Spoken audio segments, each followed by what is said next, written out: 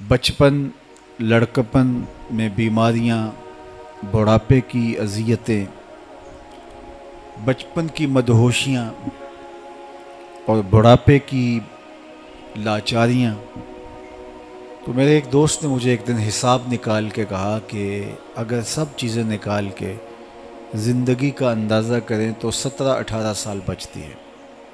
وہ آپ لیتے ہیں قربانی کا جانور تو وہ دکھنے میں 5 من کا ہوتا ہے، تو قصاب بولتا ہے کہ یہ ہے تو 5 من کا لیکن صافی گوشت 3 من ہوگا، کچھ انتڑیوں میں نکل جائے گا، کچھ کھال میں چلا جائے گا، کچھ سر اور پائے میں چلا جائے گا، تو جو صافی گوشت ہے وہ 3 من ہے۔ تو وہ دیکھنے میں 5 من کا ہے۔ تو زندگی دیکھنے میں 60 سال کی ہے، 50 سال کی ہے، لیکن جو صافی زندگی ہے وہ 17 سال، 18 سال، 20 سال لگا لیجئے، 25 سال لگا لیجئے۔ یہ ہے ٹوٹل زندگی جس کو ہم نے احتیاط سے گزارنا ہے۔ 15 سال تک تو بچہ نابالغ ہے، 14 سال تک، 13 سال نابالغ ہے، تو وہ اس عمر کا مواخذہ نہیں ہے۔ بڑھاپے کے اندر تو سکت گناہوں کی باقی نہیں رہتی ہے، تو اس وقت تو ہائے ہائے کر کے اور موت کا انتظار کرتے زندگی کو بسر ہوتی ہے۔ تو درمیان کے اندر کچھ سو کے وقت گزارا، کچھ بیماریوں میں گزارا، کچھ ٹینشن پریشانیوں میں گزارا، تو جو بچا ہے وہ 10-12 سال وقت درمیان میں بچتا ہے زندگی کا۔ تو اسی کو اگر احتیاط سے گزار لیا تو ساری زندگی خوبصورت ہو گئی۔ یہی احتیاط سے گزارنے کا وقت ہے۔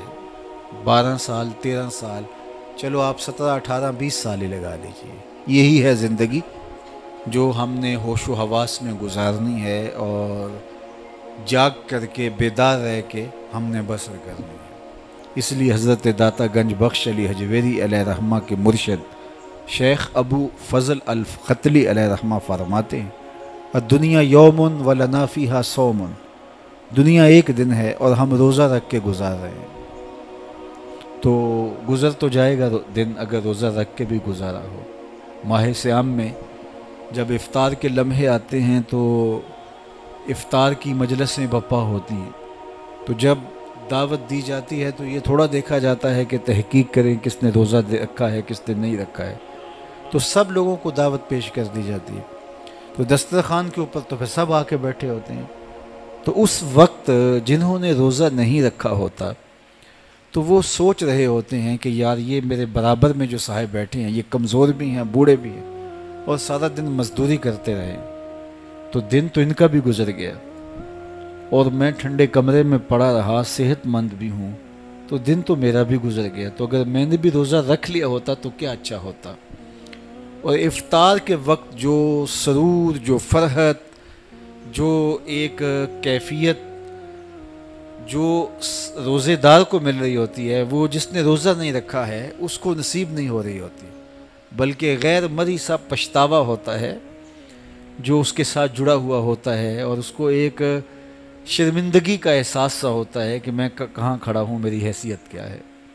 تو دن تو ان کا بھی گزر گیا جنہوں نے بھوک اور پیاس میں اور تڑپ تڑپ کے دن گزارا، وقت ان کا بھی گزر گیا، اور وقت ان کا بھی گزر گیا جنہوں نے عیش و عشرت کے اندر دن گزارا۔ اور افطار کے وقت جو فرحت صائم ہے وہ صرف روزہ دار کو ہی نصیب ہو رہی ہوتی ہے، فرحت صوم اسی کا مقصوم ہوتا ہے، لیکن دوسرا جو ہے وہ بیچارہ بے چین ہوتا ہے۔ اس طرح پوری زندگی کاٹنے کے بعد جب آغوش موت میں ہم اتر رہے ہوتے ہیں تو جس نے زندگی اللہ اور اس کے رسول کی رضا کے مطابق گزاری ہوتی ہے، اسے جو فرحت، خوشی، مسرت، کامیابی اور کامرانی کا ایک حظ و لطف مل رہا ہوتا ہے، وہ اس کا مقصوم کہا جس نے عیش و عشرت کے اندر زندگی بسر کی۔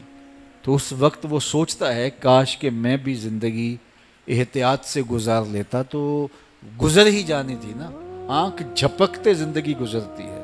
میں اور آپ اگر دیکھیں تو کوئی 50 سال کا ہے، کوئی 60 سال کا ہے، کوئی 70 سال کا ہے، کوئی 20، کوئی 25، کوئی 30 سال کا، تو اگر ہم دیکھیں تو یہ کل کی بات ہے، ہم گلیوں میں کھیلتے تھے اور آج یہاں بیٹھے ہیں۔ تو یہ 60 سال، 50 سال، 45 سال گزرتے یوں ہی لمحے نہیں لگے۔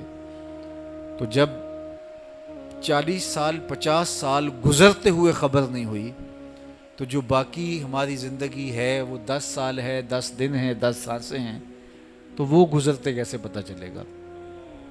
تو اس لیے زندگی وہی ہے جو ہم نے با مقصد گزار دی اور اللہ رسول کی رضا میں بسر کی، ورنہ تیزی کے ساتھ زندگی گزر رہی ہے اور ہم لمحہ بلمحہ موت کے قریب ہو رہے ہیں۔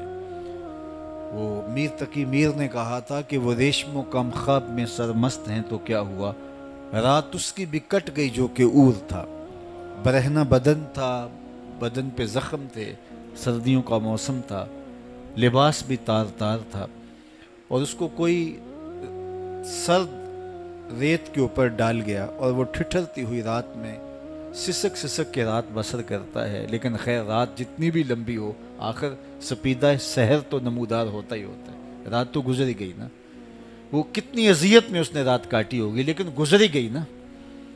تو وہ برہنہ بدن سہی، وہ زخموں سے چور سہی، بخار میں مبتلا سہی، سرد ٹھٹھرتی رات سہی، برستی بارش سہی، شدت کا جھاڑا سہی، لیکن گزر ہی گئی نا، چونکہ اس کا نقطہ انجام ہے۔ لیکن وہ رات پڑ گئی تو اس کا نقطہ انجام نہیں ہے۔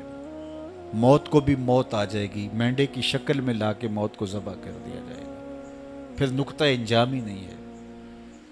اب تو گھبرا کے یہ کہتے ہیں کہ مر جائیں گے، مر کے بھی چین نہ پایا تو کدھر جائیں گے؟ کوئی اور راستہ پھر آگے کھلتا ہی نہیں ہے۔ یہاں تو زندگی سے تنگ آ جائیں تو لوگ مر جاتے ہیں، چھٹکارا پا جاتے ہیں، خلاصی ہو گئی دنیا کے دکھوں سے، وہ جا رہا ہے کوئی شب غم گزار کے، لیکن وہاں پھر آگے تو کوئی موت نہیں ہے، وہاں تو موت کو بھی موت آ چکی ہے۔ فرمایا کہ ثم لا یموت فیہا ولا یحیا، پھر تم وہاں مرو گے نہیں، اور پھر کیا کہا؟ ولا یحیا، پھر جیو گے بھی نہیں۔ اگر زندگی پھنس گئی جہنم میں، اللہ کے قہر و غضب کا شکار ہو گئے، تو مرو گے اس لیے نہیں کہ موت نہیں ہوگی، اور جیو گے اس لیے نہیں کہ دائیں بائیں آگے پیچھے اوپر نیچے آگ ہی آگ ہوگی، وہ جینا کو جینا ہوگا۔ تو کہا نہ مرو گے نہ جیو گے، زندگی کتنی تلخ ہو جائے گی اگر تم نے اللہ کے حکموں کو چھوڑ کے اپنی خواہش کے مطابق زندگی گزاری۔ زندگی تو کٹ جاتی ہے، تخت و تاج پہ بھی گزرتی ہے، اور زندگی جو ہے وہ مشکل میں ڈال کر کے بھی فرائض کی ادائیگی، ٹھنڈے پانی سے وضو کر کے سردیوں میں اٹھ کے، اور سخت گرم موسموں کے اندر مسجد کی طرف چل کے آنے سے، تکلیف سہ کے، برداشت اذیتیں کر کے، زندگی تو وہ بھی گزرتی ہے۔ لیکن اصل جو زندگی اللہ کی رضا کے سانچے میں گزار دی، وہ آسانی سے گزری یا مشکل سے گزری، اصل زندگی وہ ہے۔ اور جو عیش و عشرت میں گزاری اور اللہ سے دور ہو کے گزاری، چاہے وہ مشکل بھی ہو تو پھر بھی اذیت نہ کی ہے، تو اصل زندگی وہی ہے جو اللہ کی یاد میں، اس کے ذکر میں، اس کی یاد میں گزار دی۔ ایک لونڈی تھی، وہ بادشاہ کے لیے سیج بچھایا کرتی تھی پھولوں کی، اور بادشاہ پھولوں بنی سیج کے اوپر سویا کرتا تھا۔ مدتیں ہو گئیں یہ کام کرتے ہوئے، یہ ذمہ داریاں نبھاتے ہوئے، تازہ پھولوں کی سیج بچھا دی جاتی اور بادشاہ اس کے اوپر رات کو استراحت کرتا۔ ایک دن اس نے سیج بچھائی اور دل میں ایسے خیال آیا کہ یہ پھولوں بھری سیج کے اوپر سونے کا کیا لطف ہوگا۔ بادشاہ سلامت روز سوتے ہیں، تو چلو میں ذرا کمر سیدھی کر کے دیکھوں تو صحیح کہ اس سیج پہ سونے کا لطف کیا ہے۔ تو وہ سیج تیار کر کے ایک لمحے کے لیے لیٹ گئی، سارے دن کی تھکی تھی، فوراً آنکھ لگ گئی، پھر کہاں ہوش آئے۔ بادشاہ وقت پہ جب اپنے دیوان خانے سے پہنچا اپنے بیڈ روم میں، تو وہاں لونڈی کو سویا ہوا دیکھا سیج کے اوپر۔ تو بادشاہ تو اس حوالے سے بڑے غصیلے اور غیرت والے ہوتے ہیں، اس کو بڑا غصہ آیا کہ ایک لونڈی کی یہ جرت کہ بادشاہ کی سیج کے اوپر لیٹی ہوئی ہے۔ تو اس نے جلاد کو بلایا، کہا اس کو یہیں سے پکڑو، الٹا لٹکاؤ اور اتنا مارو کہ اس کی جان نکل جائے، باقیوں کو بھی عبرت ہو کہ بادشاہوں کی سیج کتنی مقدس ہوتی ہے۔ وہیں سے اس کے پاؤں میں زنجیریں باندھی گئی، الٹا لٹکا دیا گیا اور اس کو کوڑے مارنے شروع کیے گئے کہ تیری یہ جرت کہ بادشاہ کی سیج پہ لیٹ جائے۔ تو لونڈی چیختی روتی، پھر اس نے اچانک ہنسنا شروع کر دیا۔ تو بادشاہ نے جلادوں سے کہا رکو اور اسے پوچھو روتی کیوں ہے، اور اس سے یہ بھی پوچھو کہ ہنستی کیوں ہے۔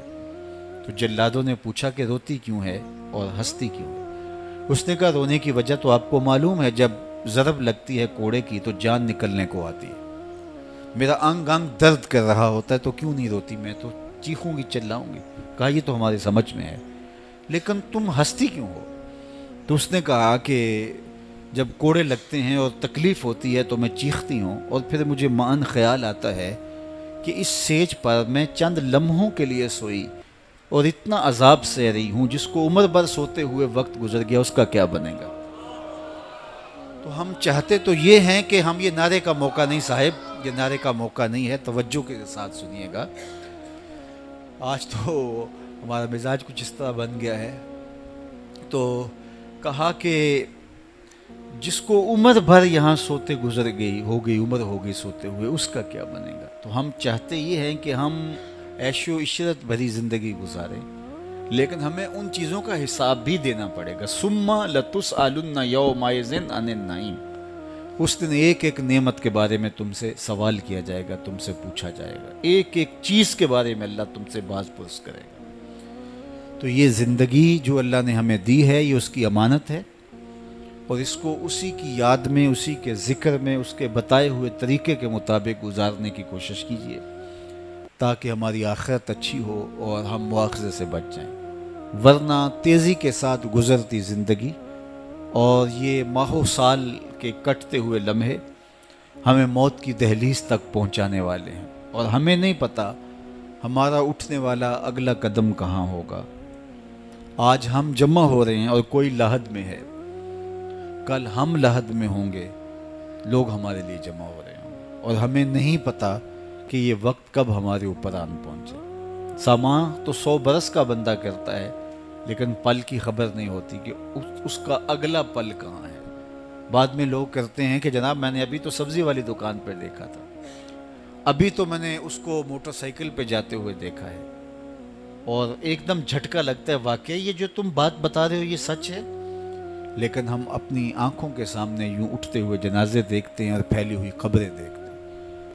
تو اس نے زندگی اور موت کو ہمارے لیے عبرت بنایا ہے، اور وہ چاہتا ہے کہ تم اپنی آخرت کو بہتر کر لو۔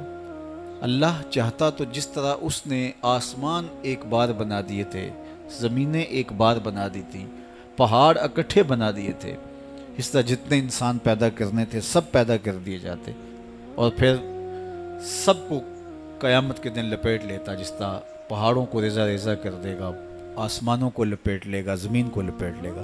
تو جتنے انسان پیدا ہونے تھے یکبار کی پیدا کر دیے جاتے، اور پھر سب کو آغوش موت میں اتار دیا جاتا، لیکن ایسا نہیں وہ کر رہا۔ ایسا کرتا تو بہت سارے لوگ موت کا انکار کر دیتے، کیونکہ اپنے سامنے ان کو موت دکھائی نہ دی ہوئی ہوتی۔ لیکن آج کوئی بھی فرقہ، گروہ، دھرم، عقیدہ، مسلک، طبقہ زندگی موت کا انکار نہیں کرتا۔ جو لوگ وجود باری کا انکار کرتے ہیں، موت کا انکار وہ بھی نہیں کرتے۔ موت ہے ہنگامہ آرا کل زمیں خاموش میں، ڈوب جاتے ہیں سفینے موج کی آغوش میں۔ تو موت تو ہم اپنی آنکھوں کے سامنے رقص کرتی دیکھتے ہیں۔